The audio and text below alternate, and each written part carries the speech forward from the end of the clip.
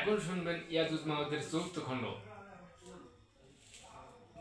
গুহা হতে উঠে যেন পিপিলিকার ঝাঁক, পাহাড়ের পথ দিয়ে আসে লাখ লাখ। বাহির হইয়া হবে এমন বিস্তার, পূর্ণ হবে এ দুনিয়া সংখ্যা নাই তার। পৃথিবীর উত্তরেতে আছে এক দেশ, সে দেশ তবর স্থান নামেতে নির্দেশ। তাহাতে সাগর এক স্তব্রিয়া নাম, বরফ সাগর সেই বরফের কাম। রাক্ষসের পুরী সেই পর পারে, বরফের ঘর বাড়ি বরফ পাথরে। আড়ে দীর্ঘে 7 কোশ গভীর তেমন, সেইখানে পৌঁছিবে আগে রাক্ষসেনাগণ। পান করে সিন্ধু বাড়ি করিবে এমন, সিন্ধু নদী হবে শুষ্ক বিলের মতন।